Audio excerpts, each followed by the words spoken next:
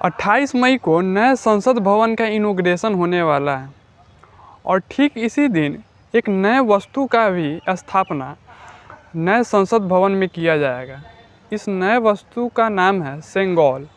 सेंगोल को जहाँ पर हमारे लोकसभा स्पीकर बैठेंगे ठीक उसी बगल में इसको स्थापित किया जाएगा। आखिर इस सेंगोल में क्या खासियत है जिसे हमारे संसद भवन में इसको स्थापित किया जाएगा? क्या है इसकी मान्यता और यह क्यों स्थापित किया जा रहा है हमारे नए संसद भवन में? तो सेंगोल का सीधा कनेक्शन चोल डायनेस्टी से आता है।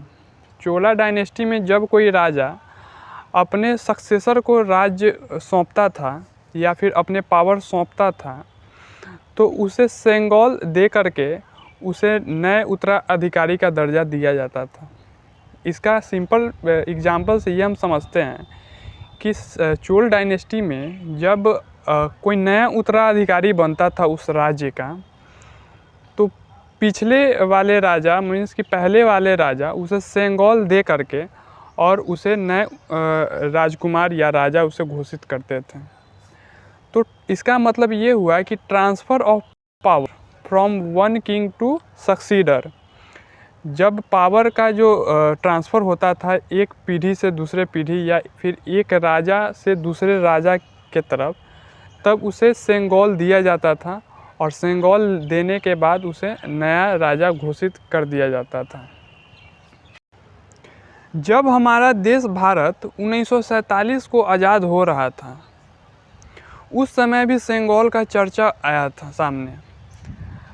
लास्ट वाइसरॉय माउंटबेटन ने हमारे देश के पहले प्रधानमंत्री पंडित जवाहरलाल नेहरू से पूछते हैं कि मैं तो अब देश छोड़ करके जा रहा हूँ, लेकिन इस देश को छोड़ के जाने से पहले कुछ ऐसा सेरेमनी आप ऑर्गेनाइज कीजिए जिससे ऐसा लगे कि हम अपना ट्रांसफ़र ऑफ पावर इंडिया को दे करके जा रहे हैं। यह माउंटबेटन ने जवाहरलाल नेहरू से बोला कि कुछ ऐसा सिंबलाइज सेरेमनी रखिए जिससे ये लगे कि ब्रिटिशर जो है वो पावर ट्रांसफ़र कर दिए हैं भारतीय नागरिक को। तो पंडित जवाहरलाल नेहरू सोचने लगे कि हाँ कुछ तो सेरेमनी होना चाहिए, कुछ यादगार पल रहना चाहिए जिससे ये लगे कि अब ब्रिटिशर जो है भारत छोड़ के जा रहे हैं और जितने भी पावर है वो शक्तियाँ हैं वो भारतीयों के पास आ गई हैं।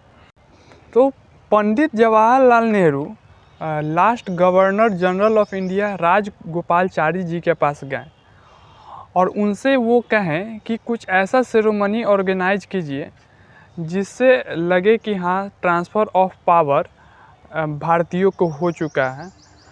तो राजगोपालाचारी जी ने बोला कि चोला डायनेस्टी के बारे में कि उस समय जो है एक सेंगोल हुआ करते थे, जब कोई राजा किसी अन्य को उत्तराधिकारी बनाते थे तो सेंगोल दिया जाता था। तो आप भी यह कीजिए कि सेंगोल जो है आप वाइसरॉय जो थे माउंटबेटन उनके द्वारा आप ले लीजिए। जवाहरलाल नेहरू को बताएं राजगोपालाचारी जी। तो राजगोपालाचारी जी का बात पंडित जवाहरलाल नेहरू जी ने मान लिए कि हाँ ये जो सेंगोल है वो हम वाइसरॉय जो है माउंटबेटन उनके द्वारा से अगर ले लेंगे हम अपने हाथ में तो ये हो जाएगा कि ट्रांसफ़र ऑफ पावर भारतीयों को हो गया है।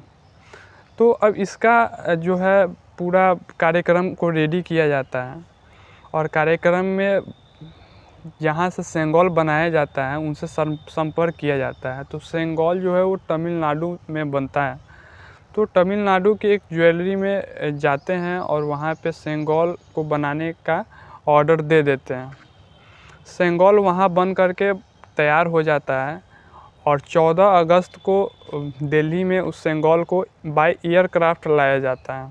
उस एयरक्राफ्ट में सेंगोल जो बनाते हैं वो रहते हैं और कुछ वहाँ के लोकल पुजारी रहते हैं तमिलनाडु के, और सारे विधि से जो है वो सेंगोल को यहाँ लाया जाता है और वहाँ के पुजारी जो है उस सेंगोल को पहले माउंटबेटन को सौंपते हैं और माउंटबेटन के सौंपने के बाद कुछ कार्यक्रम रखा जाता है, गीत गाया जाता है, धार्मिक गीत गाया जाता है और उसके बाद माउंटबेटन ने उस सेंगोल को पंडित जवाहरलाल नेहरू जी को सौंप देते हैं।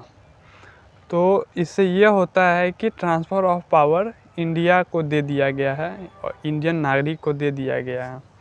तो यह सेरेमनी काफ़ी यादगार था और इसी सेंगोल को अब राष्ट्रपति भवन में रखा जाएगा, ठीक जहाँ पे लोकसभा स्पीकर बैठेंगे ठीक उसी के बगल में।